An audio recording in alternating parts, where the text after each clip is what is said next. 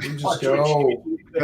Why change now? We're not going to change, but we're all live now, I guess. Everybody's got pants on. We're ready to go. We had to tell Paul twice. He finally relented. You guys in your pants. I know. But we don't want you to, stand up and, grab a book from behind you. I need a wellness check. Yeah. Well, hopefully you don't. Yeah, hopefully you don't. That's a whole different thing. So. Now the internet's going to hear that. I'm going to hear a knock on my door in about 5 seconds there, Right, exactly. Yeah. Somebody sent a wellness check to Paul's house. Yeah. He's not again. Well.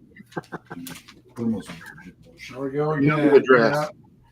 So we initially had a guest that was going to come on, and then like I believe I said his pasty ass is down somewhere in the Key West, or I don't know. I made up a location, and so probably be here next week. He's been getting interviewed everywhere anyway, so by the time we get him, everybody will have heard everything. That's You'll right. Be bored by him, but that's okay. We know him. We'll heckle him. We'll definitely interview him much differently than everybody else.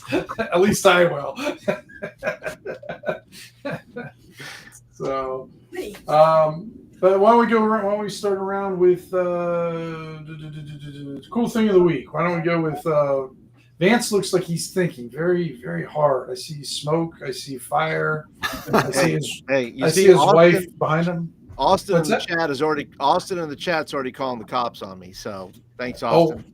Oh yeah, I guess I got to do the overlay here.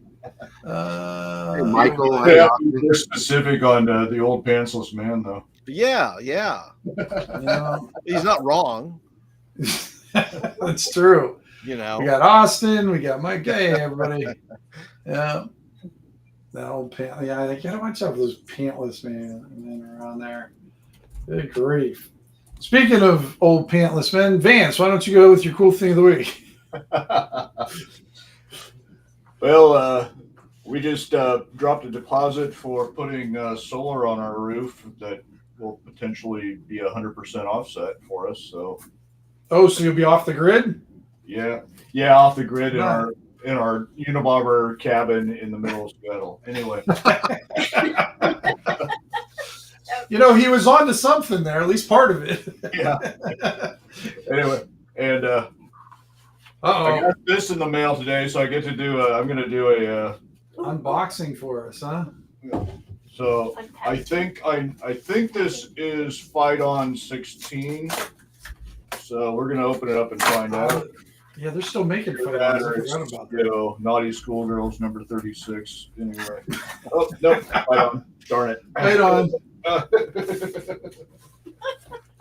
Now, what is this? I am unfamiliar. Oh, you don't know what Fight On is, Paul? Okay. Educate me. It is a fanzine. It's been going on for a while, and I've got a few PDF copies of it. I think this is the first hard copy that I have. That's really cool graphics. And it's got a number of different contributors. Some people on this one are Prince of Nothing. I think James Malazewski. We've got a couple other names here that. Who puts it out? This guy, what's his name? Well, the know person, his pen name is Ignatius Umlaut, but yeah. Here's the first one, Paul. This is what I think a few people have done it. Okay. So it started coming out in summer of 2008. So that tells wow. You. So this is pretty much, from what I remember, the very first like OSR magazine, before any of the zines were coming out, before pretty much this was coming out, and basically people would contribute it they would contribute stuff. All of it was free stuff, and then they would put it out on Lulu. Yep. And sometimes they would do theme ones, like number 2 or number 3 was based on Judges Guild, and then they had some other ones that were themed. I'm not sure what. I'll have to look back at the table of contents to see what kind of tempted me to picked this one up. This one's dedicated to Dave Trampier, but I don't know if there's anything particularly, themed to his stuff. Sure.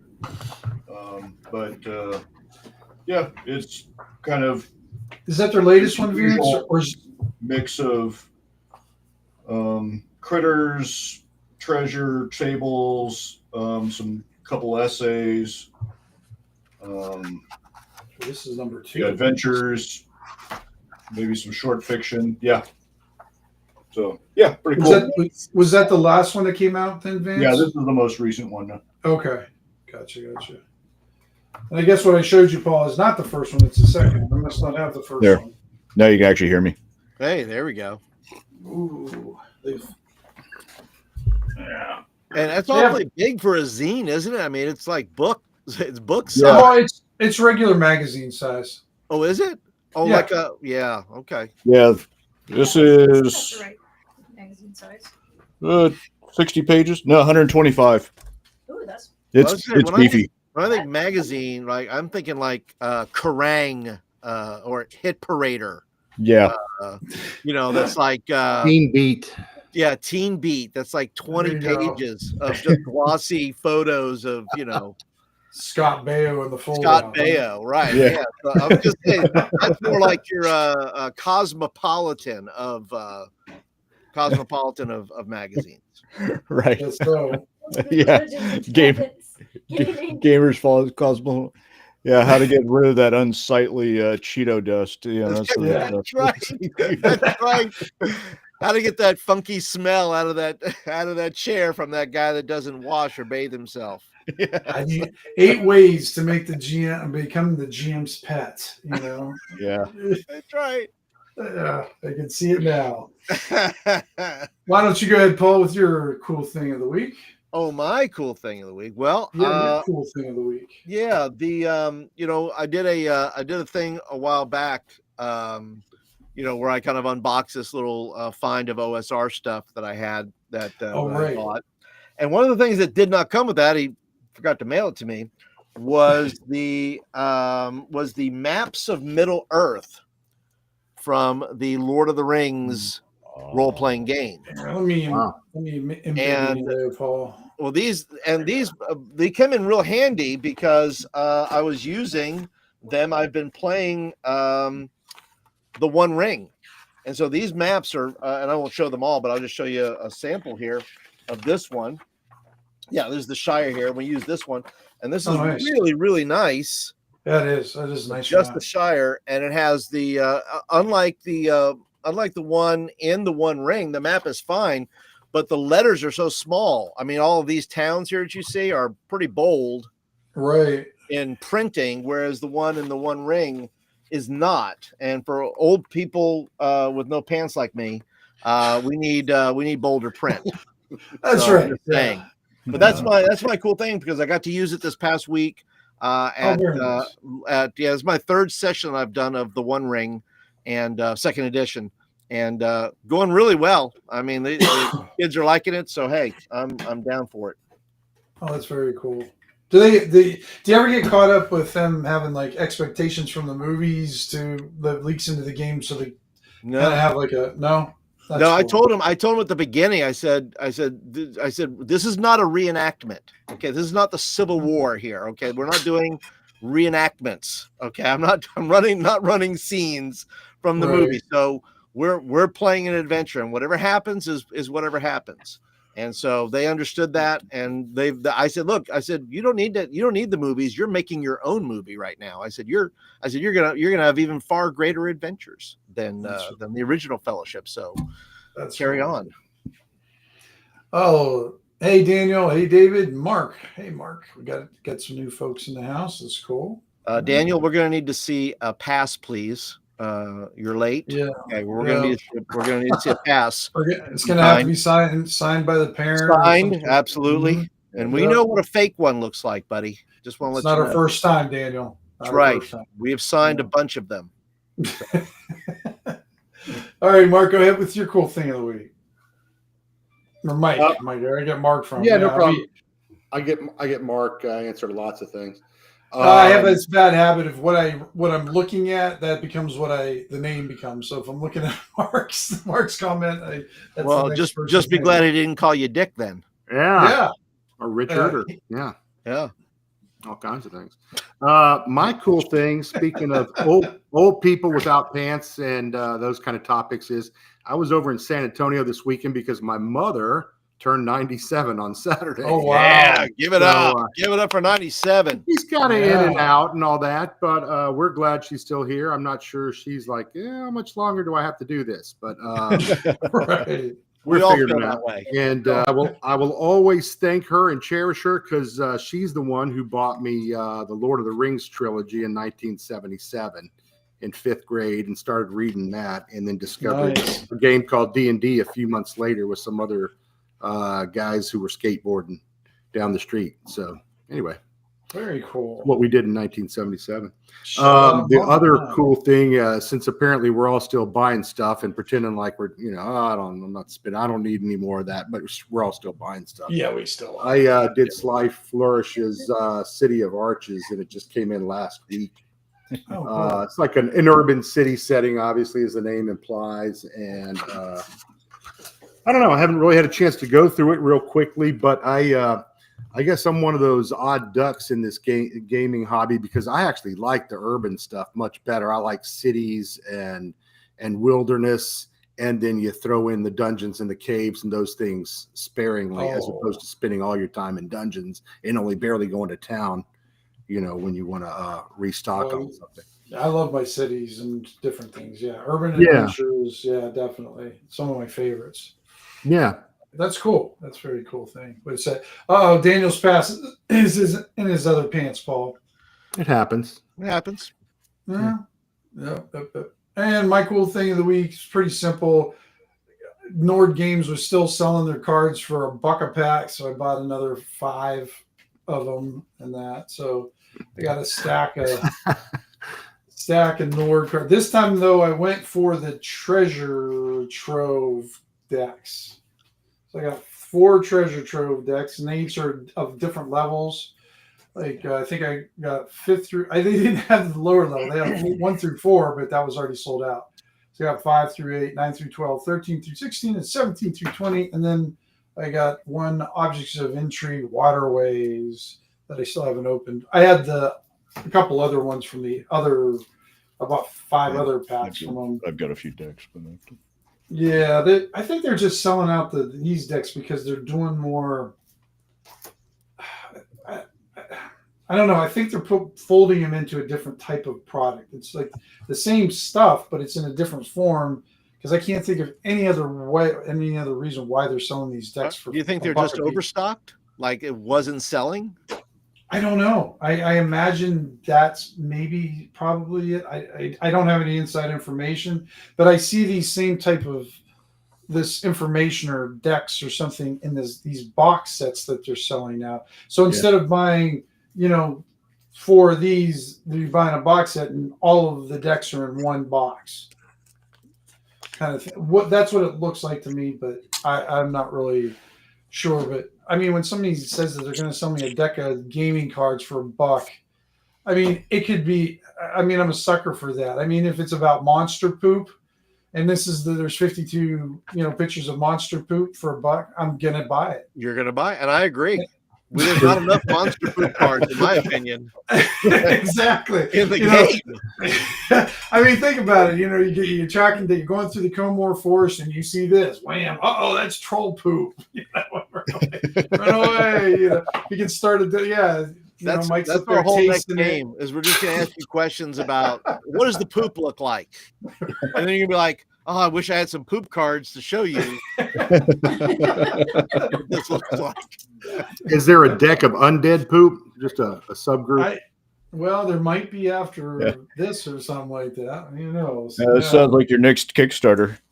Yeah, there we go. Yeah, there you go. Deck of undead poop. Well, Ken is still working, so I guess we want to. Steady. All right.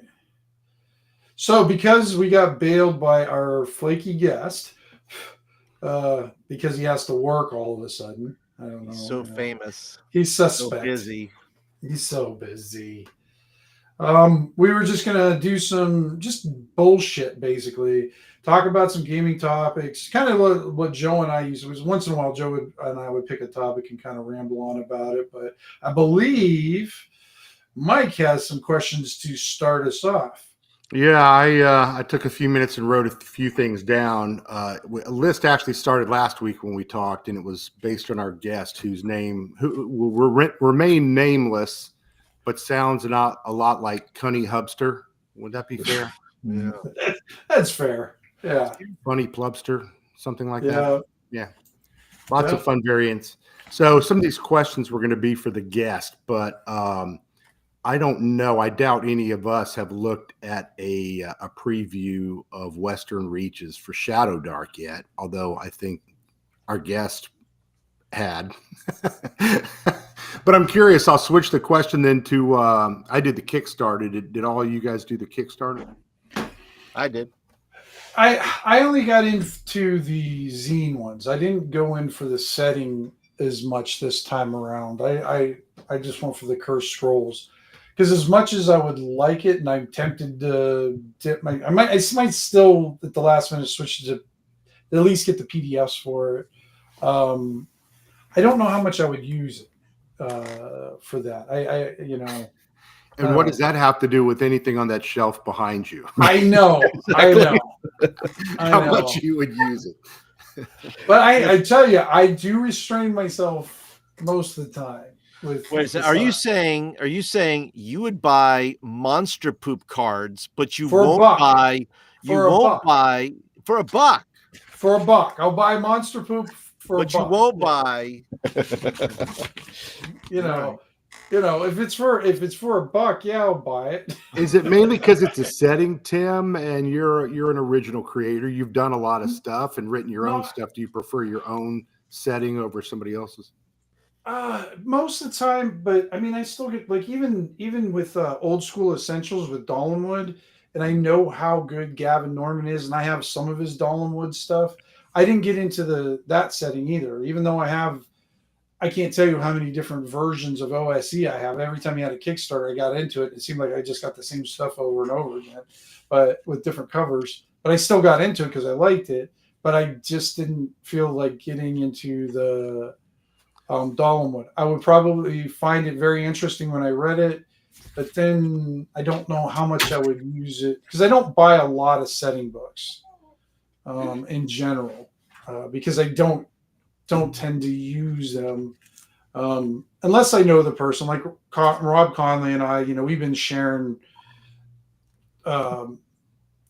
We've basically stolen from each other for over 25 years with campaigns. I like that from his. I'm dragging that in. He likes my stuff. He'll drag that in. So we'll do that. But that doesn't exclude me from buying a setting either. Yeah, Dolmenwood is one that I've had for a while, and I've already plunked out a few ideas here and there and used them sparingly. But and that may be all it ever is. But I did think it was interesting, though, that I've actually purchased the PDF and ordered the book for Terra Invictus. Oh yeah, for Greg's thing, yeah. Greg's world setting, which is kind of I guess serendipitous that he and Kelsey both have stuff coming out at a similar time. In a strange way, I kind of like Terra Invictus from what I see so far a little bit more because I think Western Reaches is kind of the desert thing, which I'm not opposed to desert campaigns at all. They all seem to go into that dark sun mode, and I don't know. I'm sure there's some other original stuff out there that's different. But so I'm kind of excited about seeing that in a book form. I always buy either the combo, sometimes just get the PDF and I start reading it, and it's usually on my phone. And I'm looking at it at night before I go to bed, and I'm like, oh God, I got to print this out. I can't read the whole thing on my phone. That's what I do with Greg's like these. I get a book, but eventually I got to jump to the book and read them. I can't. Yeah, especially if I'm back there playing Solo Dark or something, and I want to grab some things and throw them in. I'm just not that digital. I've tried doing 5e before with my little group and doing my laptop on the side, and it was faster and easier, but I still like printouts and paper, everything right in front of me. I think you're going to find Terra Invictus is going to probably be like, because I know you do a lot of solo play. That is definitely going to lean way into solo play because he's very procedural with the way he does things, especially with that. So I think that'll just really go with the solo play that you're doing. Yeah, and I too. forgot how that question even came up. I think it was on the Kelsey thing. She was showing screenshots of the book, or somebody was. So they had a preview, obviously. Maybe even it was Greg doing one of his, but he was showing some stuff about overland travel, and or she was, and that made me think about it. And then if you compare the two, I really think the Terra Invictus version, they might be similar, but man, Gray, he takes a thing and just kills it and goes to the nth degree with just pages and pages of Arctic setting, desert setting, forest setting, grassland setting. Right. And you're like, okay, more here than I could ever use in my gaming lifetime. So, do you guys get into settings much, Paul and Vance? I mean, do you guys buy the setting books? I don't. Look at my stuff. I don't really have much. I've got a few things like, kind of some of those group project kind of things we did, back in G+ days, and Sure, yeah. some of the hex crawl kind of stuff that's mostly just people being creative. And I think the only, looking at my pile back there, the only thing that I have got that I can really think of as a uniquely setting thing is I've got like Glenn Seal's and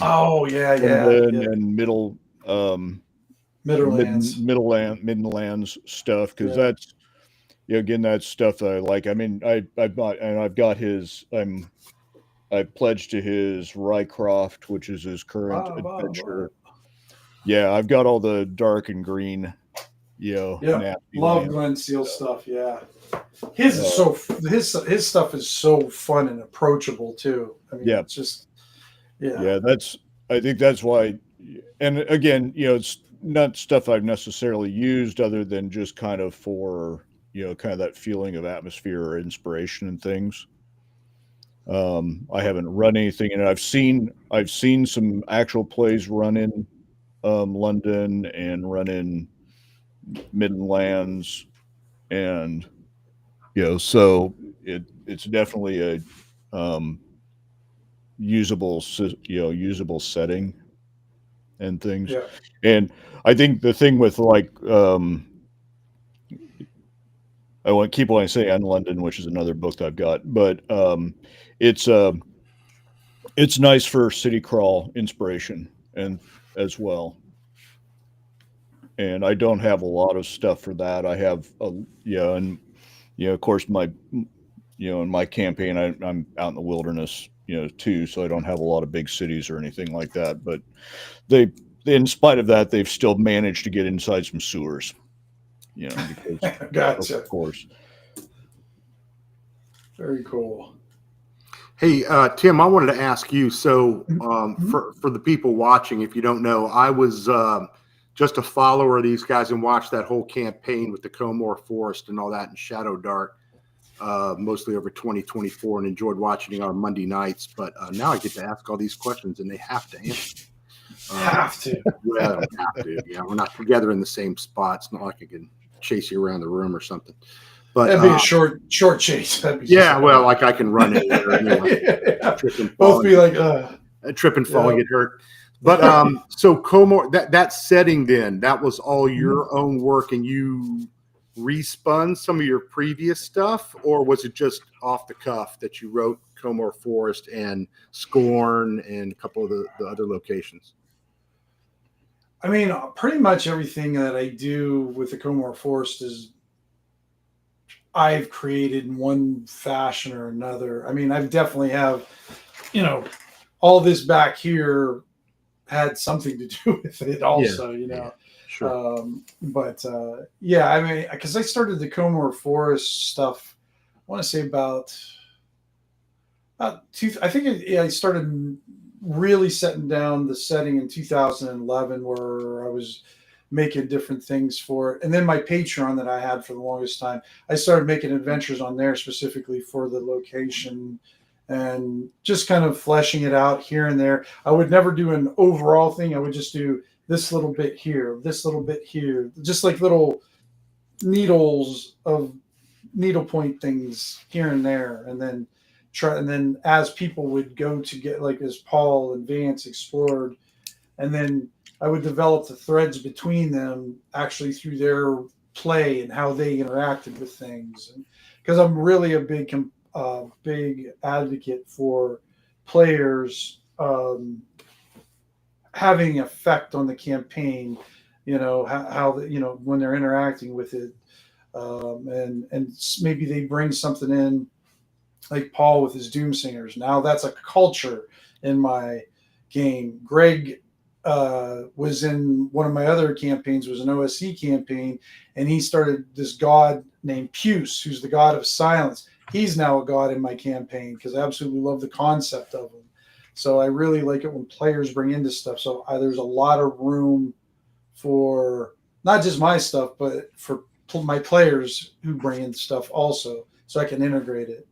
So the 12-hour episode marathons where Joe, the lawyer, was in a magic shop or shopping expedition and everybody else had to sit on their hands, that was mainly a Joe thing, I'm guessing. You didn't prepare for that. You just kind of rolled with it and let him do what he wanted. Yeah.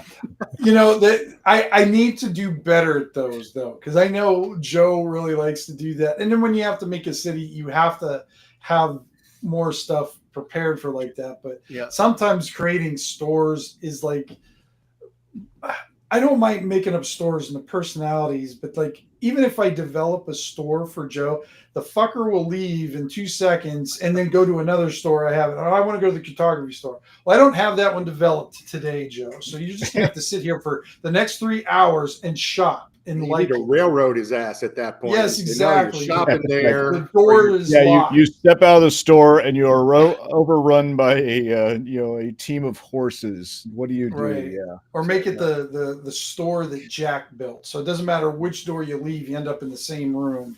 Yeah. Joe thinks shopping should be an RPG feature. The rest of us think it's a bug.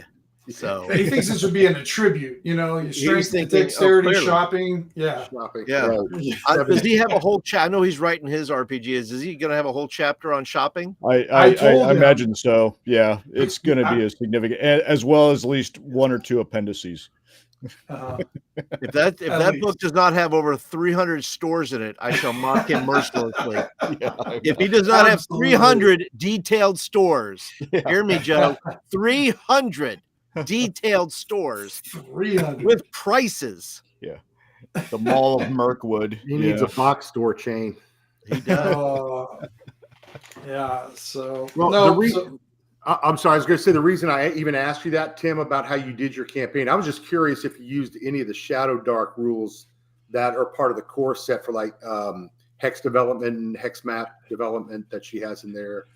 Not the hex stuff, but I use the dungeon one quite a bit. I like the dungeon one a bit. But now that I've got the Greg's one, I like his tables. They're expanded a little bit more, and I like the way he expanded it, so it gives a little bit more flexibility. So I'll be using Greg's tables now for more like the dungeon. But I definitely use the dungeon development from the Shadow Dark rules. And then you watched it, so like several times when these guys came up on a magic item, I had them roll them right there from the Shadow Dark book. Let's see what's going on, and because I'd never really sat down and did that, so I thought it would be fun just to kind of see what we would randomly come up with. So that was fun. And then with the unnatural selection, now when I got that one from what is her name? Dungeon Damsel. Dungeon Damsel, yeah.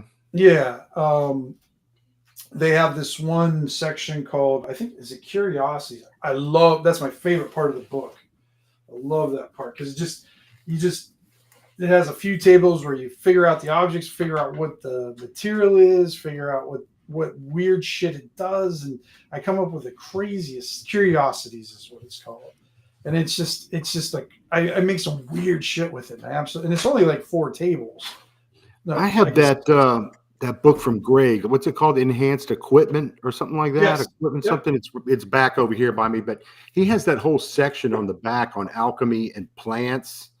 Yes. That would work so well with a druid, a ranger, some sort of apothecary or something. But I almost started. I didn't almost. I did because it was solo dark and I could do whatever I wanted. But I started. Right. I started experimenting with the idea of some spells are influenced the way he has it written. You can say, "Oh, good, go look for some of this stuff in the woods," and it may enhance a spell or increase the effects of it or the damage or decrease.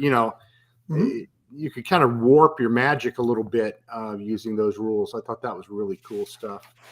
Yeah, no, Greg, he's had that since he came out with his own RPG several years ago. He did a second version, I don't want to say 2 years ago, but he's always had the spell catalysts in his equipment list and everything. And it's something Rob and I have been doing forever too. We always had these little, if you find something that can enhance a spell or make it do something different. But Greg has what do you call it? Codified it, in his equipment list. So it's a nice addition. Greg gives good equipment lists. He makes a mean table. I'll say that. He does make a mean table. Yeah. All that reminds me. It goes back to mentioning Lord of the Rings earlier, but I think everybody kind of thinks of Aragorn and the what is it, Atlas or the King's foil stuff he uses to put on Frodo's wound with the dagger from the Nazgul, that kind of thing. It has that kind of feeling to it, which is cool stuff. Yeah, I know what you're talking about there. Yeah. I don't know where it's at. But yeah. Hey, Paul, in your games, do you dip into some other books? I know I keep like Knave 2E right there for tables and stuff I can open. And I love Into the Weird and Wild, not Into the Cess and City and Cess or whatever that second pink book is, not as much, but Into the Weird and Wild and Precious. Is it Precious Wild or something? There you go. Yeah, those are such cool books for overland stuff, especially forest and wood. And I used what's his name? Questing Beasts. I use his mazes. Maze rats. Right. Maze rats. That's right. Yeah, and that's I use that quite often at the table if I just need something random.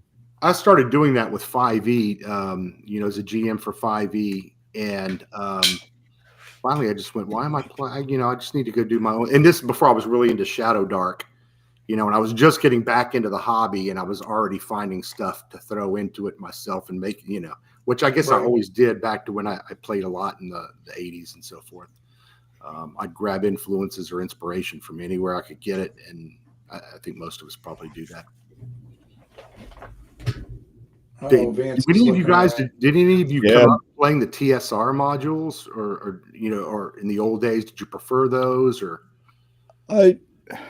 I never had any of them really because I didn't have the money for it. So I had a few free ones, the ones I picked up off friends and stuff. I remember running people through A4, which is the last of the slavers, which is because of that is one of my favorite modules. Shayna and I, we had a local group when we went through the entire D series a few years ago.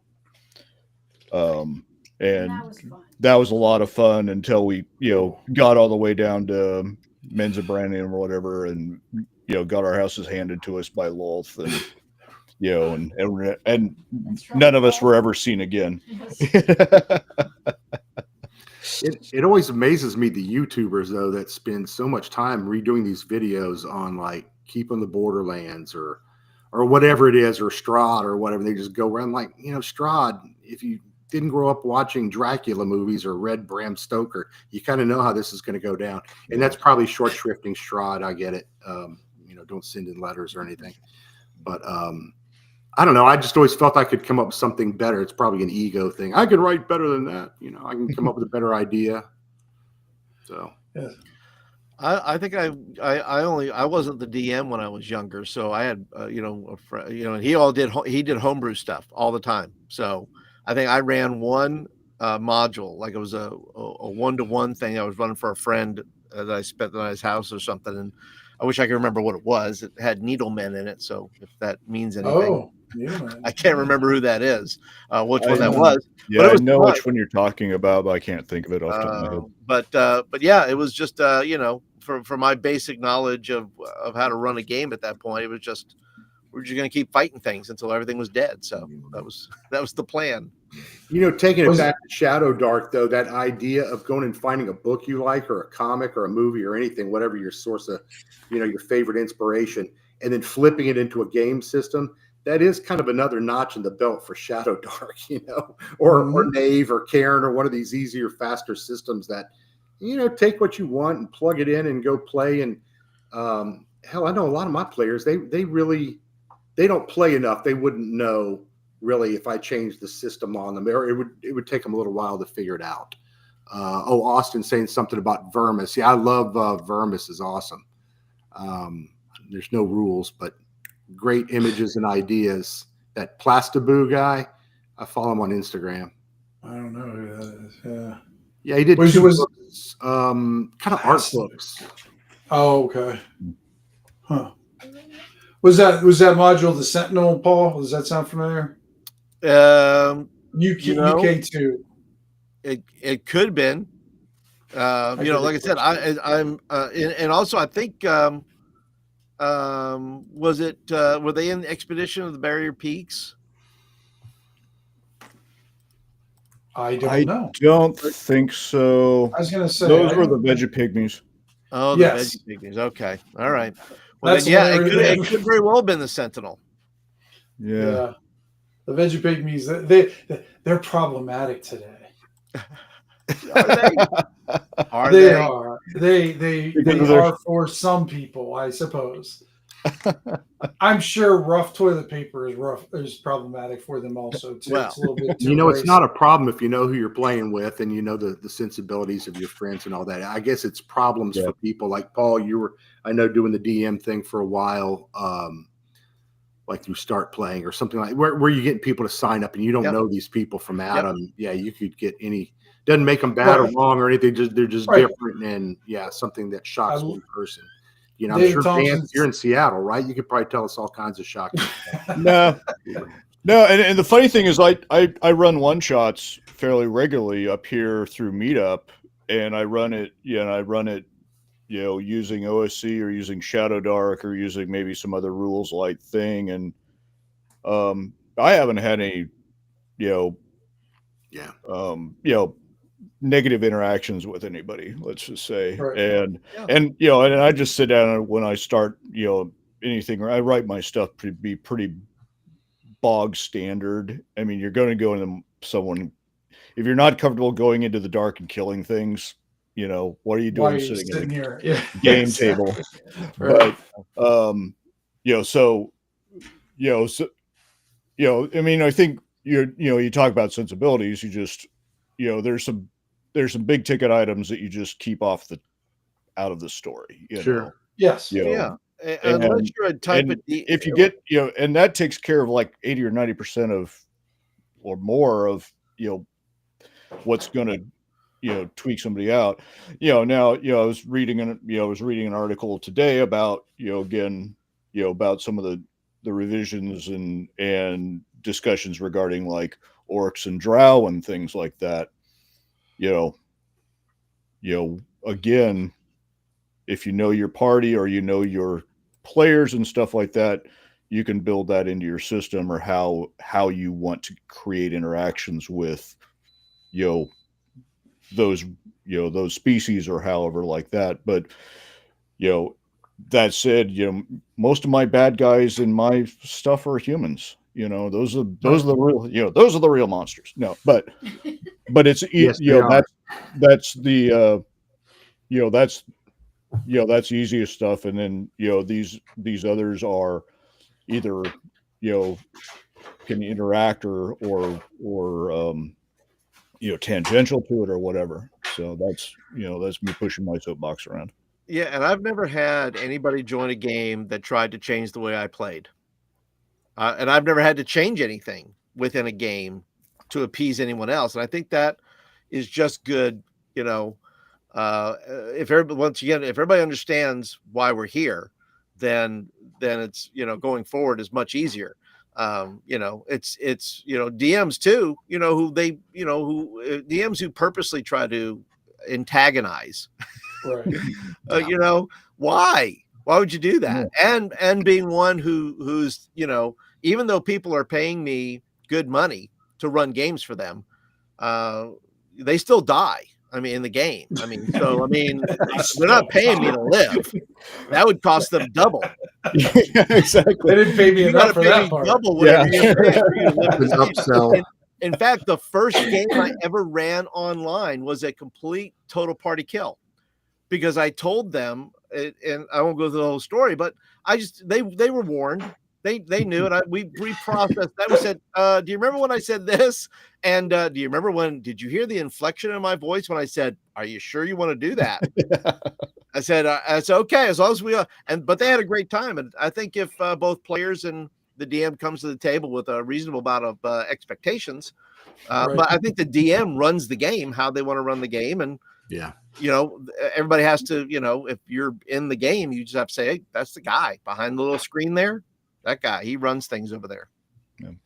We ran into that back in the early 80s because we were all junior high and getting into high school, and we wind up playing with other people. And I say guys because I can't remember any girls, Yeah, that's a whole different topic. But anyway. I was just mentioning today, though, my wife, talking about girls playing, my wife only played one game with me, and it wasn't even D&D. We were at a friend's house, and we were playing the original Twilight 2000. Oh, wow. And my wife, all the wives that were there sat in for one game, and that's all it took to get rid of them. They just said, that's enough.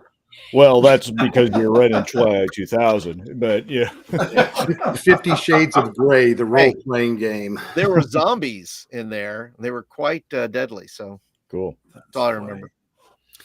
Yeah, I just know playing with the kids when we were young, it's like they'd come in and out, the players, and they'd kind of check it out, and some of them would be kind of into it, maybe half a session, or, hey, we're going to go play football again. They disappear and leave the hardcore or whatever, 3 or 4 of us there at the table. Yeah, the only issues I've ever had was at conventions, and they were just amazingly stupid problems. It's like the one time I sat down and this guy was running a 3.5 game, had pre-generated characters, and I changed something. I was like, I'm going to switch this around a little bit and whatnot. And the guy beside me is like, well, I'm secure in my masculinity, so I don't have to change anything.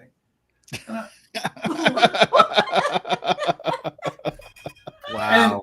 And being I'm not one to let those kind of things slide. I don't give a shit. I'm like, who the fuck are you to talk to me like that, you asshole? I said, just mind your own goddamn business and we'll be fine. But he kept. Did you ever have your brother back? Did you ever have your brother back at the game after that, or was that the last? My brother, no, I don't have. I don't know who this soy boy was, but and then it was the same convention. I can't even remember the system, but we had this one particular guy who was another player, and he bitched the whole time about the way the guy was running the game, just complaining. And about, I don't know, it was about half hour in the game. I just said, if you don't like the game, leave. I said, you're making it miserable for everybody else. Just get your ass up and go. I was like, no skin off of our back, go. Yeah. Well, he fumed, and he was this big biker guy. He finally left, and then everybody was mad at me because I confronted him on it. And I'm just like, you've got to be. This is the same convention, so I'm thinking I came to the wrong convention because apparently, I am not jiving with this crowd. And then I tried to run my own game there, but it wasn't on the. It was just running for some people there. Some of my friends that were there, so we decided to just do a side game. And I had this, what was it about? I was running one of my micro adventures about a werewolf and a mom, and I mean, it was kind of a, it was almost more role playing kind of adventure than it was combat. A little bit of combat mixed in there, but, and I kid you not when I tell you this story. There was a girl behind me dressed as a unicorn. I'm not joking. dressed as a unicorn, got mad away the way I depicted the way the mom was acting, and she wasn't paying attention because that wasn't even the mom, and it was just weird. So she actually got the guy who was in charge of the convention to come over and address the situation. Wow. You should have gone full Joe Namath on her. And I think you're pretty. I Yeah. want to kiss your mouth. Oh god! And then I knew the guys, and I mean he was nice enough, but I was like, I said, I guess I'm gonna leave the convention. I said, because I'm running into borough blocks anywhere. If I exist, I seem to be pissing people off here. You know, and I said, I don't feel like I'm doing anything wrong, so I'm not gonna fucking change. So I hope that yeah. wasn't North Texas because What's that? I No, said, I no, hope no, that this- wasn't North Texas because I'm going there. I think in June. Paul, aren't you going? no, Yeah. yeah, I think you had a lot of Well, listen, you'd have a different problem at North Texas. Yeah. Right. Like liver Oh, damage. All those guys, well, there's That you know, too. there's a lot of guys there who just they just think Isn't they're the- isn't they Bad think they're Mike the part of best. that show? Huh? Oh, Bad- he is Bad the Mike from show. here? Yeah. He's Yeah, like one of he's- the original dudes or the dude. Yeah, he runs the convention, and Yeah. and him and I can't remember who the new other guy is Yeah. now. And But, I think you find it. You're right. You're going to find stuff at every convention. I think it doesn't matter whether it's like OSR specific or if it's just a. I think maybe some of the ones you get in, no, I won't say get in trouble at, but the ones that when they're not game centric, when they're not, tabletop RPG conventions, and they're Comic-Cons or they're people just wanting to drop by, they want to find out what all this is and all that stuff. Sometimes that can be, for the person who shows up to run the game, who thinks if they're not there to either teach how to play or those kind of things, then that could be a struggle for some people. Sure. For guys that are running. But if you're running it, most just tabletop RPG places, conventions are, everybody's pretty on board. They know what they're getting into for the most part, I think. I've had generally positive experiences at the local con that I go to, both as a player and as a game runner. So and I've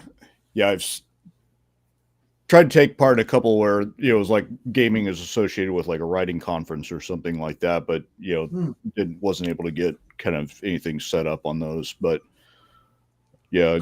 again, I think focusing on the focus of the convention is kind of going to be your indicator of even your success of running a game. Yeah. Well, that was the thing. I had been at that same convention. This was my third year there, and I had really good experiences the first 2 years, but this third year was a big pile of shit. It was. I mean, from beginning to end. And then the bad thing was, we had a group of my friends. We came and meet. And one guy, that was where we had always meet in person. We always played online, but it was our one neutral ground where we come to play in person. And he's about as docile. I mean, he's a French professor, so he's very, very intellectual, but very docile, not into too much conflict and everything. And even he was getting ticked off at the and he was. It was so funny because he was in the game, and it was the first time I ever heard him get mad about something. Because I was ready to punch that unicorn in the face. I was like, dang, yeah, he must have. And he would have done it in French. Yes, yeah, he would have done it in French. He would, and probably, said a lot of words I wouldn't have understood. Yeah, maybe so. Yeah. Oh, look! Now he appears. There he is. There's Greg. Yes. Speaking of French, let's talk about the last candle since he's not here. That's a joke. That's a joke for him. We were on some comment thread talking about one of his things and not really listening to the guys who were doing the show like this. I was asking him about the last candle, which is one of his supplements. Well, we could pull it apart and just see what Greg thinks. That'd be fun. I did the play testing for the last candle when you Did you really? I mean, I haven't played it, but Yeah. I have it. And the thing, I'll just say one thing on it. It's, I guess, an older Shadow Dark setting. But the thing I really liked about it is the way he addressed languages. He uses like different versions of common, which I've run into before in my own game, with folks. I'm like, really, common feels a little bit like a hand wave, I don't like French pronunciations. Yeah. Il ne parle pas français. We're Good just night, always Austin. reminds- Austin's about to head out, so Oh, good night, Good night, Austin. Austin. Have a good one, bud. Thanks, Yeah, Austin. because every time I have to do the French stuff, I always think of that skit from Steve Martin. Blah, blah, blah. What happened? He spoke French. He died. I mean, you're like, oh, he spoke French. Well, I think you guys are getting to know me a little bit. I'm mainly a history guy. That's what degrees and all that were in school. Meanwhile, while I was role playing on the other side, and with a brief foray of about 10 years into miniature Napoleonics and painting up distinct French corps and allies and fun stuff like that. So the French part came along with school a little bit. But the thing I liked about the last candle, though, is he divides common into, I think one's imperial, and then the other one is Kavar or something like that. Kavar, I think. And Greg, you can tell us in the comments if I get it wrong. And then he had other languages and all that too. But it made me think about other games that I GM for.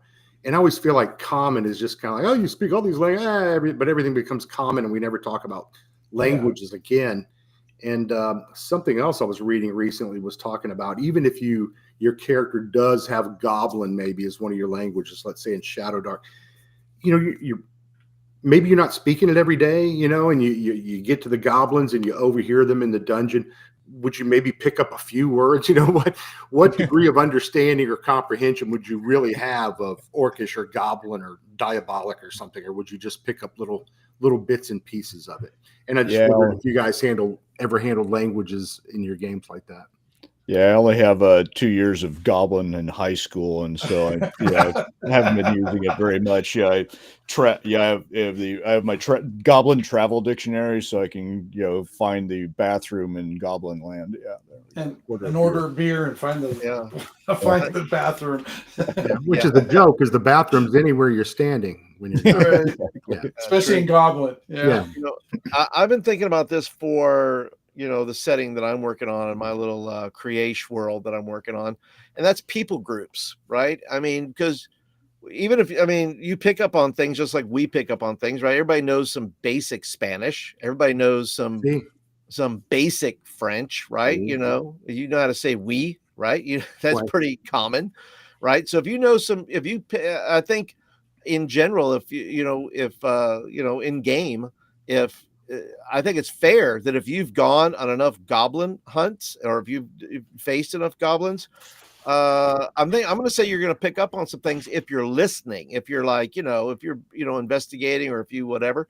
And then I think it was in one of my issues of Crit Happens where I talk about school, that, that your downtime could be spent on education, right? You say, look, how many times, does somebody get to learn a new language? Like, well, would you like to learn? Well, use your downtime for that. Say, look, I'd like to study, Goblin, or I'd like to do that. Well, take a class, right? There's people who take classes that you could take classes, or you get together and are mentored from somebody who's fought in the Goblin Wars. And to me, that always makes the backstory you're creating that much better, because now you have a mentor that you can go to and say, hey, I have this, Goblin document I can't read. Can you help me? And then you're studying it. You don't have to get a degree in Goblin, but, just like you pick up on phrases. I mean, it's like, look, it's like doing Duolingo, right? You're going to do Duolingo or something. You can say, well, I'm going to learn over time, just like you would in real life. You could do that. Your character could do that in game if you choose to use your downtime correctly, or if you work with your DM and those things. But people groups, just like normal people, and I think somebody that does that is Midgard. The Midgard has some different people groups in there from Cobalt Press, I think, where you could be from a certain area. You're still human, but there are different, things. I think we see that, in our own country here. There's South is different from the North, and the West is different from Right. the East. Different dialects. There's different. The Midwest is, the fact that you can say pop and soda and mean the same thing, right? So I think it's, I think it's an underutilized part of growing your character is languages. And it's a great opportunity for the GM to work in some fun ideas, where you get part of a rumor, you hear a few words, but you didn't get the whole thing. And or you misunderstand it. Mhm. The whole one shot was based on a they're speaking high goblin or low goblin, that sort of thing. Hey, those goblins, they get around, buddy. They're not all, they got their little ways of doing things. Yeah. I mean, that's something you could, I mean, just like anything else in a game, you can build as much complexity and detail into it too. And you could be, kind of obsessive of, this community speaks this language. And it's kind of one of those things of, when you do look at it, it's like how, humans universally speak common. The goblins universally speak one goblin language, or one, there's one orc language or whatever.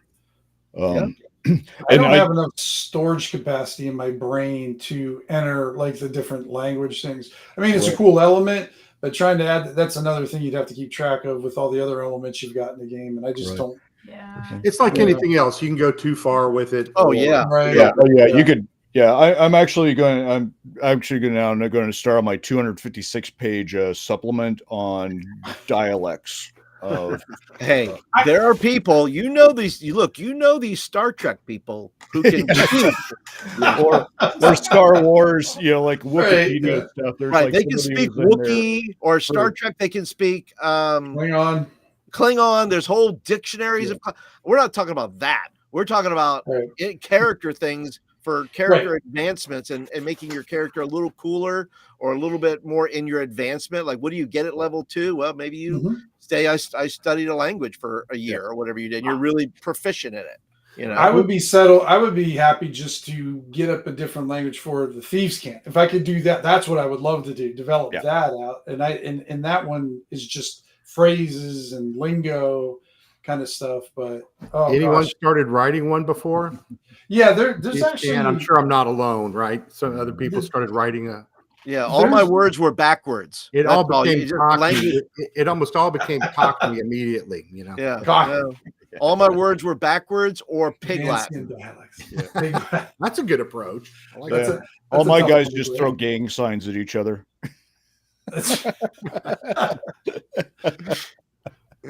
There you go. That's thieves' cant, isn't it? Isn't it that like Anthony? Yeah. Hey, Anthony. Common is always used and abused. Languages in gaming are a joke. Yeah. I mean, I get it. I mean, I think they're just kind of a generic difference maker of a tool kind of thing. Joe, I think, used it more in his game.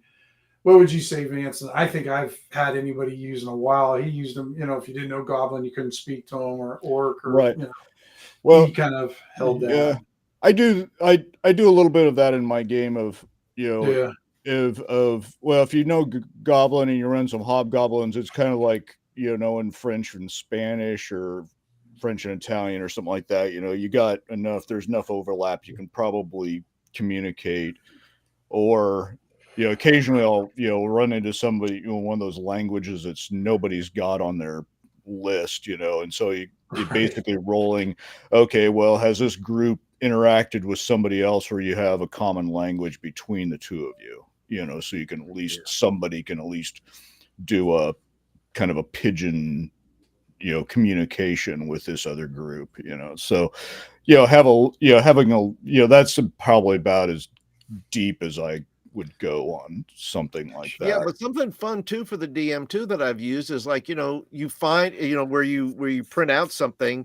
And maybe it's you can use runes or Viking runes or some Elvish type of language things, and then you had a key, right? You had to find a key and your players would have to figure out what it says. So it's like part puzzle, part of the thing there that can be that I think can be a fun element if you use it as a prop and use it as a puzzle and use it for other things within your game. Yeah, I've done that one before with the Northman kind of runic system. Mhm. Joe was big into trying to, even though he says he hates puzzles, he ate that up. He loved trying to figure it out because I didn't give him any hint to it. He just kind of, it's a very basic form where, this symbol means, this letter. It wasn't anything too complex, but he figured it out, and he actually figured it out fairly quick. I mean, I think it only took him about a session to kind of crack the code, so to speak. So, but languages is one of those things I would like to get a little bit. I just think I probably still. My trick is if say Joe's a dwarf and he runs into a dwarven runes. Well, you can't really read this because it's ancient dwarven. Yeah. It's a little older. There you go. There was a whole nother version of this language before. Right. Well, I mean, if you think about it, if you try to read somebody's hand or book from the 17th century, even though it's English, it's like, what the hell is this? I know the words, but I can barely read it. Sure. Yeah. Sure. I've seen a good little summary video, some historian of basically how far back can you go and still be able to recognize, still understand what they're saying. English. Yeah. And how far back did the they go? permutations that English has made over the last 1,000 years. What was the answer to that question, Vance? Yeah. Oh gosh, it's been a while, and I was listening to it while I was walking the dogs.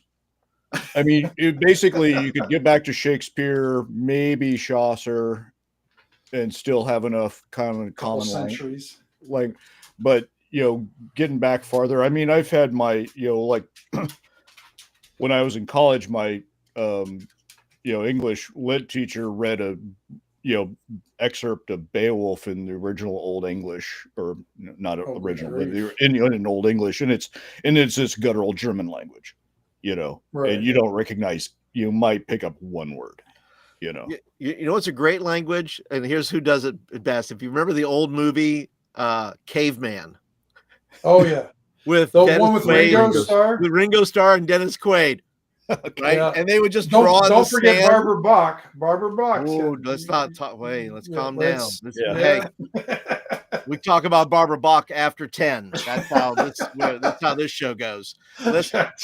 But they would do something funny, right? It was a fun a toque, right. And then he so smash a toque, right? And that to me is like a funny. Type of language you could use that they did, that language. They made a whole movie of nonsense, of just nonsense language. And it was hilarious. But there's a couple of great improv games that are along that line of, it's either you have somebody talking gibberish and then somebody else interpreting it, or you have these two people having a conversation and then they'll ring a bell or something, and then they both have to switch into gibberish, and then they ring the bell again. They have to switch back into English, and basically continuation of a conversation. And so that there's like rules, there's like little gaming things like that you could probably. Mad Gab is like that. Mad Gab is where they string a sentence together that's not supposed to be like. I mean, they just jam all the words together, and you have to read it that way, and everybody else has to interpret what you're saying because you're jamming all the words together, and they have to make you have to figure out what the actual phrase or sentence is. I think. Well, Lewis Carroll with his Jabberwocky. That's always a fun exercise because you make these words, but somehow they're complete nonsense words, but you still understand what you're talking about at the same time. It's a pretty interesting exercise to do it like you did because that's what first thing I thought of when you were talking about the caveman. It's like even though they were talking complete, what the hell is that? But then you started understanding everything. which they're is scary, talking right? It's like, why Yeah. why am I understanding what Right. what is wrong with me? That well, listen, I was 13 when I saw it, so clearly my brain was clearly underdeveloped. So Well, it's yeah, I mean, our brains are so wired to create language, and so even if it's gibberish, we still, and you could pull context and stuff. Yeah, Yeah. you by the end you're Mhm. like, oh yeah, I understand that. clearly. And Daniel makes a good point here. Quest for Fire had no language at all. So No. there's Right. we're looking, right? If you go to another country, you're looking for patterns or signs or how they move their hands. You're trying to pick up, like, Right. I've been in foreign countries where I'm trying to just pick up on intent, right? What are their eyes saying to me? What are their The hands nonverbal saying? yeah. It's nonverbal, some sort of nonverbal communication. And you pick up one word and you're trying to think, oh, they're talking about, you kind of extrapolate the sentence and go, oh, that's what they're talking about. Yeah. And Greg was talking about the English being particularly unstable, and I don't know where I learned this, and I could be pulling this out of my ass, but from what I remember, the English language grows by 1,000 words like a year or every so there's like a period. Can't remember what the time period. I might be mistaken about the year, but it grows by 1,000 words every so often and whatnot. So you're always in English anyways. It's like it's an unstable language because it's just jacked up in every which way Yeah. it possibly could be. Right. Yeah. And all you have to do is just be around teenagers for about 5 seconds. And you can't And understand. You have no idea what they're talking about. Right. Exactly. That's a whole nother language in and of itself. Yeah. Well, and then slangs and stuff pick up, and there's the meme about how language is basically, or English is basically either three languages in a trench coat, or English, basically takes other languages, beats them up in a dark alley and steals their pronoun. Gen Z could be a language in a fantasy world. You could say, well, do you speak Gen Z? All these goblins speak Gen Z. So there you go. Do you know what Riz is? If you don't understand Riz, then the goblin says you have Riz. Oh God! Skibbity toilet is a foreign phrase, is it not? I mean, we're going to say things like that. That's something a goblin would definitely say, though. Skibbity toilet. Oh, you got to go to the bathroom. Oh, okay. Skippity Loo, probably Skippity Loo. Skip to the loo, my darling. Yeah, the British goblin. Yeah. It's a British goblin who has to use the restroom, have to go to the loo. Maybe a little effeminate. Yeah. Maybe. Maybe. Loo. Oh my goodness. Right. But let's see here. What's the chat? Anybody else in the chat there? We got Anthony Hargis. Many linguists believe that we couldn't go back much further than George Washington and still be understood. And Shakespeare is a stretch. Yep.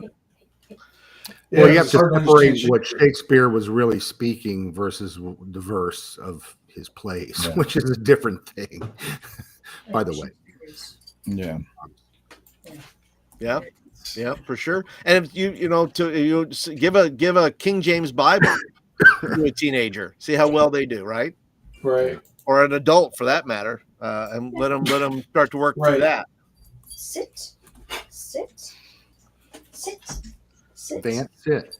Vance, are you sitting already? Good grief! Sit already, Vance. Gosh, Vance. Oh no, You're told. we're trying to get the dog to behave. I'm behaving just fine right now. He already housebroke you, huh? Yeah. If she reaches over and hits you with a rolled up newspaper, we know something is wrong. Yeah, Blink twice, Vance, if you need help. All right. See you later, Greg. We're now kicking out the Greg's dog. got to run. Thanks, Greg. He's actually got to work this week. So. Oh my goodness. Gosh. Got to do some real work. Mine calls. All right. Let's see here. Any other questions in your thing there, Mike? You had some good ones there. Well, I started making a list. I was kind of curious. I didn't know. I was going to ask about what other games you guys are playing or like to play, that kind of thing. And then I noted, Tim, you'd mentioned OSC earlier, which I actually never played, but having played, AD&D or whatever, first edition, for It's the better different, part of my though. career, I don't think it'd be that difficult to transition. No, it's not easy to transition, but it's like Shadow Dark. It's just different enough. If you don't know the rules, it gets confusing. It's tricky, different. It's like this looks the same, but it's not, or it is. It's what's going on. Oh, we got nomadic wanderings. There we go. Nomadic.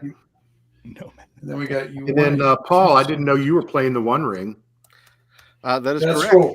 I bought the big Moria supplement thing just because I don't know where I'm going to use it or what, but I'm like, I got to get that. I can find something to do with that. Would be cool. Oh yeah, absolutely. And it's But, it's a lot of fun. It's a different. I was down at my game store today talking with the guy there, and talking about the fact too that it's not. I mean, if you're playing the not 5e version, if you're playing the normal 2e version, it's not like you struggle. Like I say this, I struggle because you're not handing out magic items in the Shire. You're not handing out. Yeah, you're not saving Middle Earth.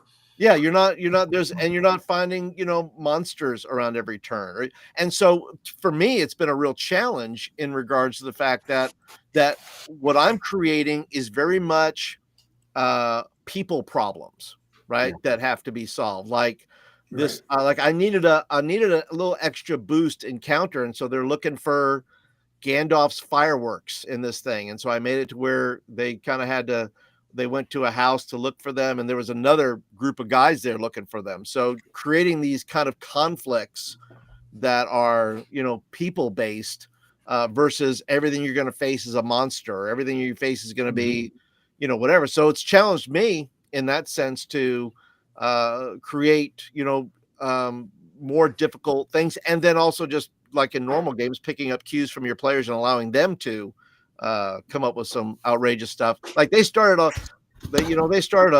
bar fight in, for Hobbit, that's, something, they're in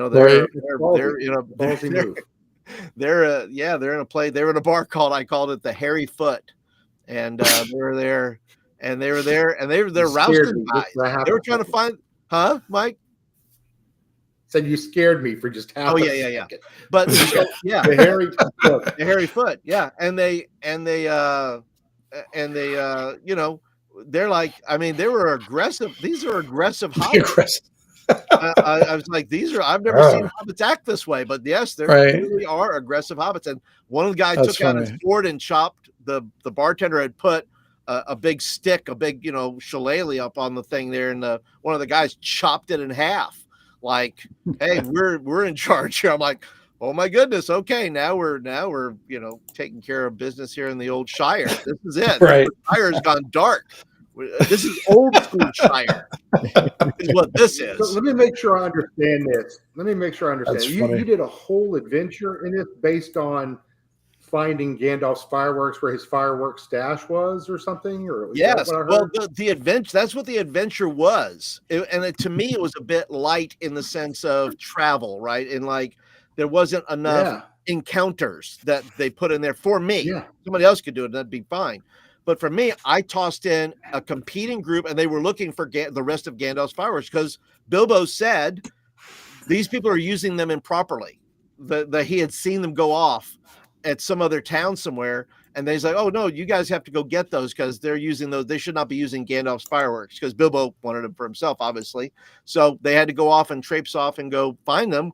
And they wound up, running into, guys who were like being shady with them, who were like black market firework dealers, and they were doing all kinds of crazy stuff. I'm like, wow. The Shire just got wild, man, because for me as running it, I'm like, you're cautionary. Like, am I like, are the token police going to come and they're going to find me and go, listen, we don't do that in the Shire.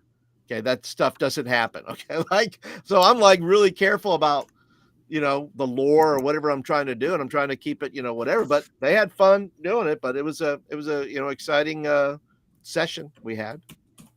Yeah, that's a cool idea. Yeah, I've kind of toyed with the idea in more of the books and maybe finding a group or trying it out, roll 20 or something, and just seeing if I liked it. But I was always curious if players always try to drift back to the main canon of Tolkien's actual stories. Like, just leave that alone. Make it 50 years in advance or 100 years behind, or in the Yeah. in the Well, they table. have the different ages you can be in, right? So they Yeah. give you the option to be, whatever, and usually it's staged in a certain area. But the only guys who are going to be like that, if you're playing with teenagers or even young adults, if they've not read the books, all they have is the trouble you're going to have is playing with 60-year-old guys who have read the series every year. I'm sorry. What Who are am I 14. doing tonight? I'm sorry. Wait. Well, but we're not gaming. We're not the actually people, Mike. We're not going, well, actually, Mike. I don't want to play with 21-year-olds who haven't read anything or don't. No, you do, because the problem's going to come in with guys who have read the series who are going to correct you. Yeah. They're going to say that wouldn't happen. That wouldn't happen there. And I like want the guys comic who know book nothing. store owner, the comic book store owner guy on The Simpsons. Yeah, pretty much. yeah. With the ponytail, that guy. Yeah. I don't want to play with those guys. I want to play with guys who know nothing. They're going to build their own world. They're not trying to recreate the movie in some fashion, That's what happened with the Dragonlance modules when they first came out. Yeah. I mean, well, you were basically doing just that. You were reliving the books and you're playing the characters. And then what would happen is you get, like in our particular group, you had half of them who read the books and half of them who didn't. That does not work. That does not work. Yeah. Because, and then you got your guys who are playing. It's like, no, that's not what Tasselhoff would do. I don't give a crap what Tasselhoff would do. See ya. Good night there. Thanks, David. David. Yeah. So that's why I always shied away from, what do you want to call it? Like RPGs based on. Well, any famous IP is going to be like that. Like I always wondered about the Neverland thing, which I'm told is really great. Not that I'd want to play in the Peter Pan setting, but supposedly it's really cool. But it's very good. It's and just the way he did the guy. Yeah, he did. He's done Wonderland, Oz. Oz, Neverland, and I think there's a third one now. Wonderland is. Uh-oh. Yep. He's frozen. Tim's got to pay his bills. Well, bird landed on the wire out there in Pennsylvania. Squirrel bit down on the power line. That's right. That's right. Yeah, and I imagine there are. I mean, I don't know if there's a Harry Potter role-playing game. I think, and maybe Star Trek might be a similar. Anything with an IP, right? Anything with an IP. Mm-hmm. Maybe. I mean, but Marvel superheroes, like examples. Anybody ever played Marvel, the TSR Marvel game?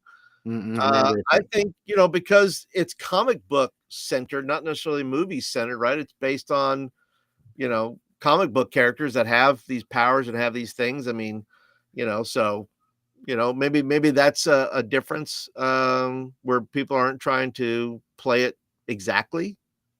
Maybe, I don't know.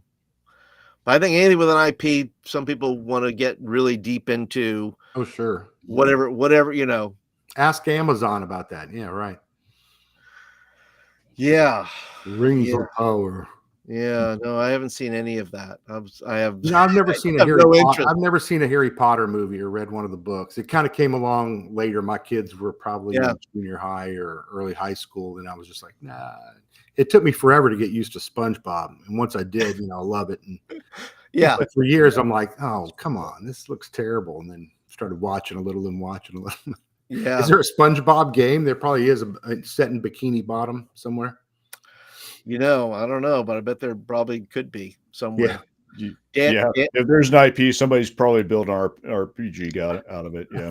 Oh no, sure. Well, yeah. Well, you had Indiana Jones. You had, there's ones that probably should have never been made, right? There's, as long as they got 6 skills and advantage, disadvantage, and whatever, I'm sure we could figure it all out. We'd figure it out. But I think that's for anybody who goes to a game who's trying to. I think it's okay. I think it's okay to like in movies. in Marvel movies, I was talking with my son about this before I jumped on, was the fact that, what Marvel fan wants. I don't think correct me if I'm wrong, but I think Marvel fans don't want the retelling of a comic book.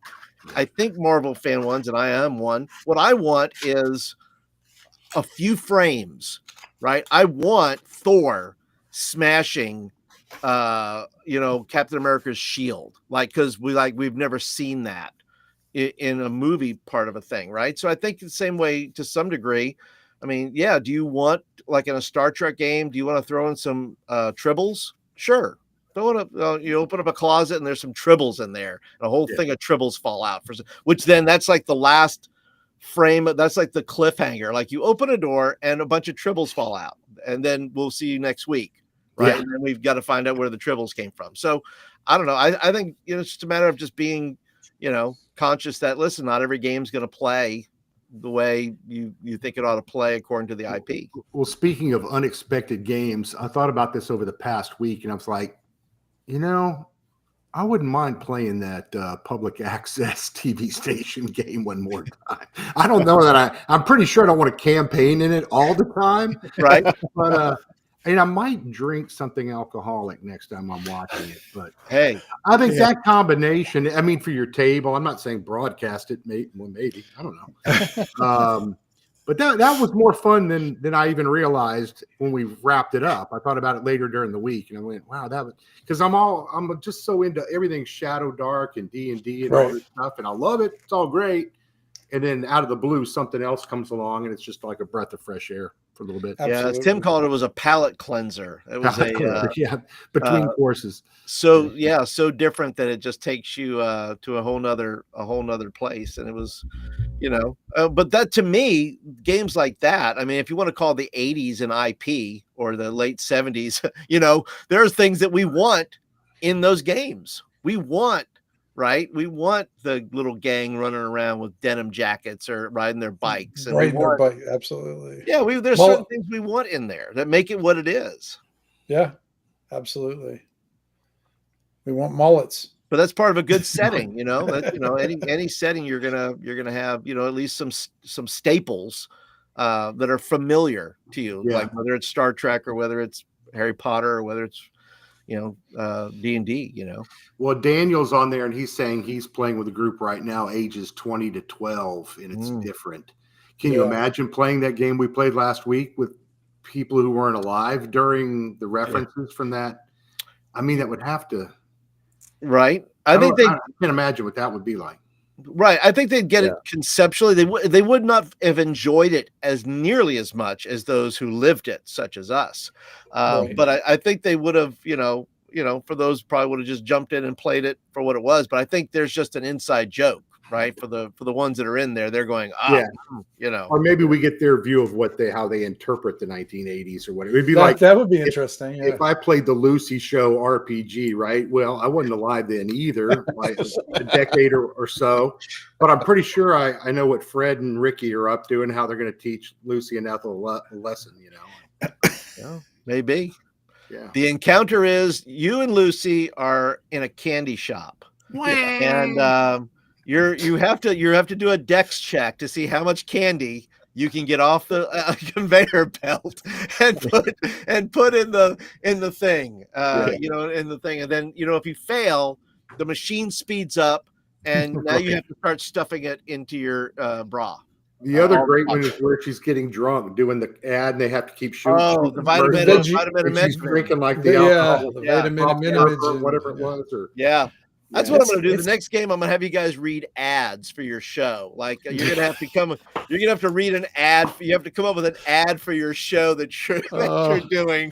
That would be great. Paul, I don't know if I told you this, but I've got that. I've owned an advertising agency for 22 years. There you I go. don't want to do anything with an ad. You don't want to do an ad? You want to run an ad? No, I don't. Somebody's got to sponsor the show though for your guy or your show. Well, it's all about the media, and we have 3 watching right now. So I'm imagining our ad rates would be pretty low for somebody to advertise. You can We have 10 total watching right now. Oh, That's right. 10. Oh, yeah. I'm watching Yeah. on another. Maybe I'm behind on the other. Yeah, we got 3 from. I'll do the Joe the lawyer. Oh my gosh, look at that! We got 3 from Fluke. Oh 3 my from. We got 24 from Rumble. Yeah, Rumble. bread and, yeah. Yeah, Joe and his announcement, and then like I'll heckle him from Luke the or whatever. comments and say, Joe, how many are watching? You haven't told me in How the many? last 5 minutes. Hey, Yeah. that's right. But if we have to do an ad, I would say, look, Crit Happens is a wonderful zine. There, here, wait a minute, Joe. Or what? Or not Please, by calling all you Joe. means. There you go. There you go, Paul. There you go. This session is brought to you by Crit Happens, the zine, the hex crawl of horror, now available everywhere. Drive Through RPG and my own little site, Gumroad. Only $2. Go out and get it today. Nicely done. Nicely done. Thank Wow. you. There you go. You know, I had that on my list of questions. If y'all want to talk about it, I don't know how late you want to go, but I'm intrigued by this idea of the hex flower. If you know where you take just the immediate hex and then the 6 around it, and that's your whole thing for that night. Good for a one shot, or I mean, you can still travel in a one shot or whatever. But anyway, I don't know much about it. But Paul, and I don't mean to put you on the spot if you don't want to talk about it at all. That's fine too. I don't want to talk about it. Not like you. I have feelings. I don't want to. I need to prep. You need to talk to my people. Have your people call my people. That's right. That's right. I don't appreciate the question. We didn't say this was going to be on the show. No. So yeah. And once again, hex flower is not my idea anyway. Somebody else came up with that. Right. And I think I mentioned that in the zine from whence I got it.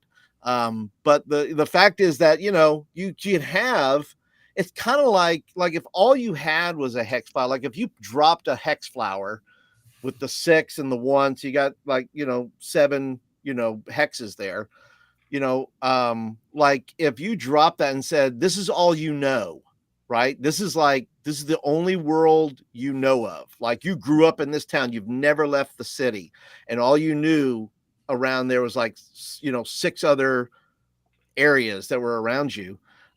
You could play that, you could say, look, around that, those hexes are just nothing but the largest mountains you've ever seen. And nobody's ever climbed over them, right? It's like kind of like a prison in a way, right? You're kind of in this, this little setting that you can't get out of if you don't want to leave it that way, right? Or if nobody's ever been beyond a certain point, where they could, go from there. But yeah, so the hex flower you can use for multiple sessions, especially if you have, like, if you're the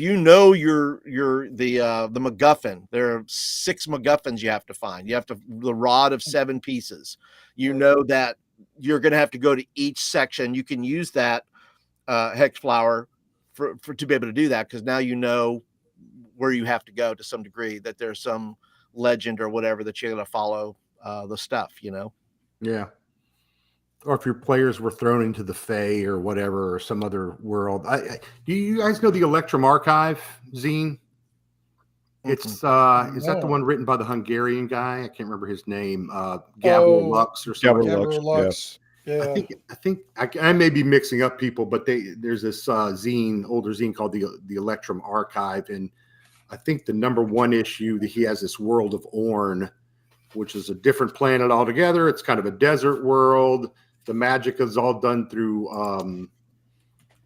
inks or something. It's like the gods of the spacefaring race. Anyway, it's bizarro, but it's a cool place to throw your people into. And I actually used that in my D&D campaign, and they found this mage who'd been caged up and was a prisoner, and was actually, he was a bird at first inside of a cage like Tweety Bird, and they got him out of it. And then he was a naked mage, sitting there in the dungeon, and they started talking to the guy, and he gave him a couple of boons, but he happened to be from Orn. And I was going to try to work the Orn world into it and have them go there, but we hadn't gotten that far because we don't play often enough.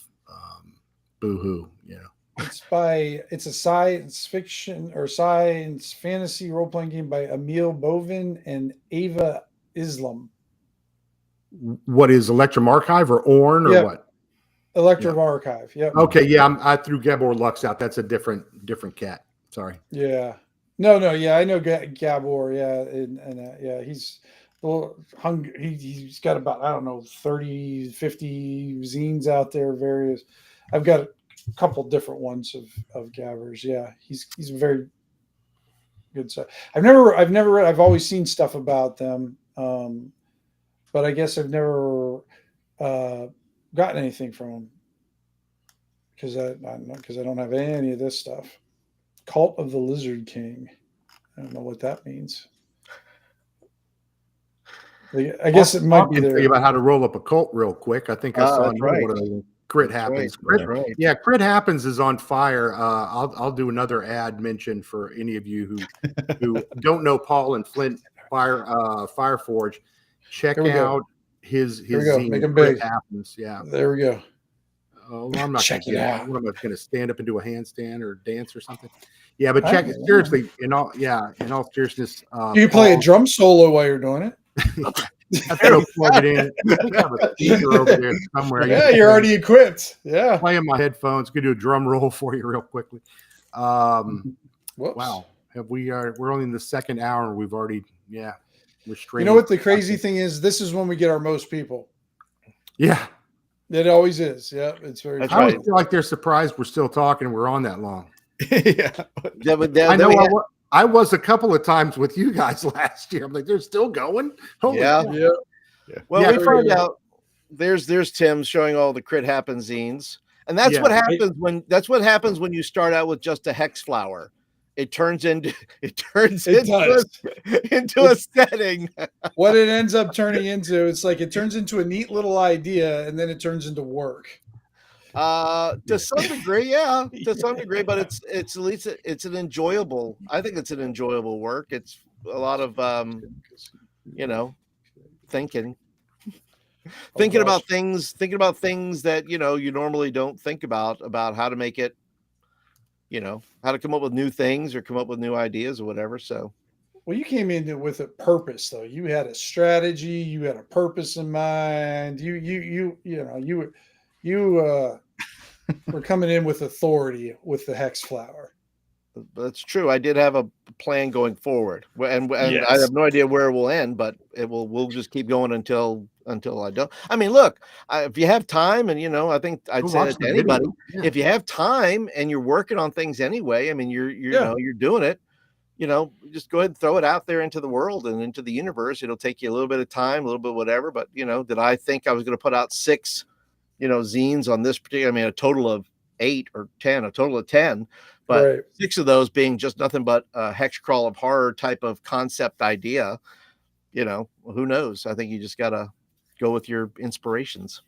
I still have to print out your latest one. I still haven't done that one. Yeah, and I'm working on the latest one, which is all going to be about, because I'm taking the steps doing the 33 steps from Rob Connolly's book.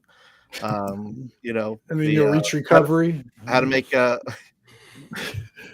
how to make a fantasy sandbox. Accepting a higher power, and I think that's the first one. Yeah. By the way, Tim, I saw a few things in that book that sound vaguely familiar. Well, there might be. I don't know. I don't know. I saw the name, but although Rob may have gotten it from you, I don't know. I did see the name Delaquain in there, though. Yeah. Yeah. Well, what he had to do is his campaign world was really integrated with the Judges Guild stuff. And what he did, because we did this long ago, when he wanted to separate from it and start making his old stuff, he likes some of the names so there's no difference. And Right. you're going to see a lot of the same names in his stuff because we share mythology names. That doesn't mean they're the same thing, but Rob has carte blanche. If he wants to borrow anything of mine, he don't care. And if I borrow something from him, he doesn't care, because we're pretty much integrated. After you game somebody since the mid 80s, we're not going to be able to untangle that fishing line. Exactly. So, Exactly. Yeah. And there's even though we saw on the thread today, there are some who would still like their coin for hexes. I had a conversation with Rob before we got on about that a little bit. So, Clearly, they would like that untangled. Oh, geez, Well, I mean, you can't you can't stop stupid. It's very difficult. It's You know, very it's difficult. I know. I very can't stop difficult. myself most of the time. Yeah. But yeah, like I said, when you start with something like that, just a simple hex flower and just work the process. Like Yeah. like I said, I'm going through steps 15, 16, 17, and 18, I think, and then my next video. And you start naming places, and then it starts, becoming more of a thing. Did So you skipped a few steps though, if I remember, Paul? Yeah, he is not Yeah. talking about air circulation, Nope. monsoons, drainage Nope. basins. I believe I said that the only air current in my game is passing wind. Yeah. It's the only Is that step airflow. 2? That is, well, it is step 2. It's the number 2 for sure. Exactly. Potentially. Yeah. You are not paying homage to the source material. Truly. Yeah. Yep, you are not bro OSR. You're not bro Conley. Buddy, I'm not bro anything, I don't think. But yeah, so yeah, it's just a matter of functionality over authenticity. So that's what I'm looking for. That's my goal. Yeah, that's Paul, you got to I bring mean, some of that stuff with you to North Texas. Mhm. I was watching somebody else's video about going to cons because I've really never done big cons. I might have been to some small stuff or certainly comic stuff, but not a big gaming con before. Did I lose connection? And they said, bring some of your stuff to hand out because you're going to be meeting people from here. And oh yeah, great to meet you in person. So some crit happen stuff. Somebody gave Kelsey the idea, maybe it was Greg, and I hadn't seen this before, but it's like she ought to be making Arcane Library luck tokens, like the ones you get at Mardi Gras and stuff like that. Hand those suckers or sell them $1 a piece. Or poker chips. Yep, some nice spending money for Kelsey. Yeah, absolutely. Yeah. I'll be bringing a couple of zines just to toss out to anybody who might want them at least, and see what happens with them. I'm just sending them out. It doesn't matter to me. I mean, people want to get a hold of them. Have you already got your badge and signed up for some games? I'm curious. I got I got my badge, and I got 2 games I'm signed up for. And other than that, I'm playing Tales of Argosa. I'm playing that. And who's running that game? Do you know? I don't. Oh, I don't okay. know who's running that game? But I think one of the who's running is one of the co-authors. I think is right. That's what I was wondering if that's who. I want to say Benny, but that's not. I don't know if that's correct or not. But Tales of Argosa is one, and then the other one is a fairly newish one, and I wish I could remember what it is. But I've seen several videos on it, so I was excited to see it being run at the con. So hopefully, I couldn't get a badge. I logged in about 2 weeks ago to go get all signed up, and they temporarily had it no badges. I'm like, what? Well, they caps at 500. Yep. That's the thing about this con is that it caps. It maintains. It's a hard cap to say, hey, this is just they want to keep it small, and so that's why they capped it. At least that's how I understand it. Am I understanding that right, Tim? Yeah, I mean, I've never went to it, but every time I talk to or interact with Bad Mike, I think that's sort of like the capacity of the place that they have it.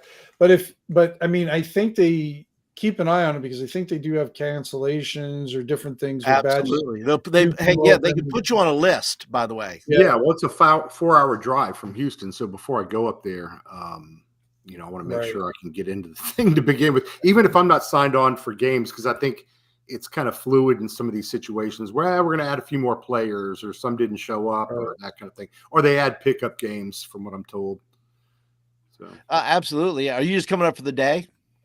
I don't know. Wife and I are talking, make up for 2 days or something like that. Okay. Well, they have day passes. I think you can, the day passes, I think are. Yeah, I may just go do that, but that would get me into everything I want to get into, right? Same as a badge, more or less, right? For the most part, yeah. It's just an at the door badge. Yeah. I'll go check out the website again. The website looks like it was built in 1773. Good Lord, dude. Yeah. Get a real website. I think that's used for a lot of cons, though. I think that's kind of a one-all catch-all. No, not that thing that other app you went to. That was okay. I meant just their actual. Good night, Michael. I mean, it was rugged. Thanks trying for to figure joining out us. what's going on. I'm getting spammed from Twitch. Probably Joe. Yeah, true. He'd be advertising on Yeah. bathroom products or something like that. Yeah, Joe's signing us to sketchy Eastern European dating sites now. Well, yeah, no doubt. Yeah. That's Let's see right. here. We've attracted the bots. I don't know. Is that a market? Yeah, Hey, and we then- made success. Yeah.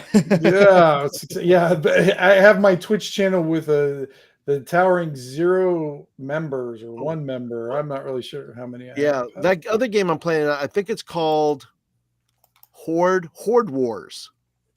I think that's what it's called. Horde Wars. Okay. Horde Wars. So I like don't know that mud one. wrestling or something. Well, maybe. If that is it, I am not playing in it. I want to make that very clear to the internet. Well, you could be a manager or Yeah. something. I am not going to participate. Yeah, it's called Horde Wars. It's a D12 system by Blackwall Games. You've probably seen him, the guy. He's been on several things. Nathan Lindy and Todd Ritsima. And then there's I think his name's DM Blackwall is the guy who runs the company, I guess. But I think he goes by DM Blackwall. But it's a D12 game, so I'm excited for that. I was like, I think I just saw a video about something about him. I think it was on that Ginger Harmony or something like that. So she does. Yeah, some he interviews. did it. She did an interview Yeah. with him. Yeah, she's Okay. on that group with Scudder for Mike. Scott Gotcha. for Mike, Yeah, friend of the she- show, by the way. We throw that out. Yeah, there. I've kind of run into Friend him of a the show. few He's been in here times, before. yeah, and he threw me a free membership or something the other night when they had Kelsey on the show, whatever night that was, Saturday. Oh, or nice. Sunday or something. Yeah. Seems like a real nice guy. Most of these people are really nice folks. I've been lucky, knock on wood, in my Yeah. 2 years of getting into this again and digging through YouTube. I've somehow missed out on all the real jerks. And I'm not complaining, but one of the first people I found was like Professor DM, and then Dan Norton, and then Ben Milton, and on and on and on. And fortunately, I didn't start with like Joe the lawyer first, and I probably would have. Well, I don't need. Oh wow! I probably would have said I don't need. Wow. I don't need to play D&D again. No, I'm kidding. I'm firing shots on purpose because Cannons I fired, miss yeah, poking shots fun fired. at Columbo Wow. while y'all are playing. Joe For the deserves every algorithm. For shot. the algorithm. Yes. Absolutely. Yeah. Demonetize Joe. That's what his nickname should be. Joe the Demonetizer. Oh my goodness! Wow, that's funny. That's funny. What Well, else? what do you think? You guys got anything else, or you think we're good to go? I think we're good to go. I think we've spent all our So- cachet. We could So sing next those week, I guess we'll see if Greggy Poo can make it to. We'll grill him for a little bit. He's Yeah. got a lot of products out there on Drive Through RPG under Chubby Funster. Yep. If you're like, he's been killing it on the Shadow Dark end. I mean, I That'd think be he's great. got like 6 or 8 products on the top 15 list on Shadow Dark alone. Yeah. You know, I mean, he's done crazy good there, which is fantastic. And I've got pretty much. The funny thing is like we were just talking about today. I think I have everything of his except his setting books. I don't have any of the setting stuff, but I am kind of looking into. Did you ever see that game he did, Ambition and Avarice? He did before. Yeah, I've got both. I've got the first edition and the second 2014, edition. 2012 or something like that. Yep. And it Yeah, is well, he has one from that's the first edition, and then he had a second edition. I think that just came out a couple years ago. Okay. Too. He updated it. I think it's at that time it's not for Shadow Dark. It was more kind of Ambitions and Avarice is its own RPG, but it's definitely heavily a D20 system kind of thing. Yeah. And then he was kind of adding a lot of the Axe system domain play into it. So there's definitely that influence in that time. And then when he got onto Shadow Dark, he's just been running a sprint with everything with Shadow Dark. I mean, he's pushing out pushing out products like crazy. So Good for him. That's what I no, say. no, absolutely. It's good to see. Because Like when Rob puts out this stuff. Yeah. that's right. And he's doing it at scale. I mean, he's it's the right time, the right moments, the right type of thing that you're involved in. I think that's And but it's he's not working. crazy ridiculous. I mean, I got his softback book and the PDF for $11. Yeah. So that I prices mean, are crazy. That last Yeah. candle is like $5 for the PDF on drive-through. right. So he's not trying to make an exorbitant No, he's amount not of money gouging off of it. people. No, not at all. Well, I think So- he's one of those do-it-yourselfers, right? Tim, do you not Oh, think yeah. he does the layout and buys a bunch of asset, image assets? he's one of those guys that he kind of does similar stuff for a living. So he's already got the programs, he's got the knowledge, and that. The only thing I would be mad about Greg is if he knew how to draw. Then I'd be pissed off at Greg. Yeah, I'd be like, no, you don't get to draw too and make all this. Too stuff. much No. talent. Too much Yeah. talent. Yeah, because then I would just tell him you'd suck all the time. That's right. We So- buy nothing of yours. we buying absolutely nothing. I'm boycotting him. Yes, I'm absolutely boycotting nothing. your giftedness. We're Yes, done with you. I'm canceling your talent, Greg. That's right. So, Oh my goodness. but yeah, tune in next week, guys. Greg should be coming along, and if you have any questions, please bring them with you. Go get his products. Chubby Funster game, or I think it's just Chubby Funster. There's no games at the end of it.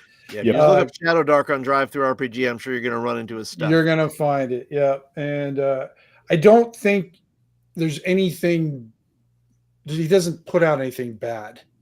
I mean, everything he has is useful. So, if you want to try out something, he's got a lot of different things. But if you're into Shadow Dark, he's got a GM companion that just got released in print, and then he also has a player's companion, and both of them are very, very good products. So, go grab them. So, all right, guys, have a good night, and we'll talk to you guys next week, hopefully. All right. Be well, all.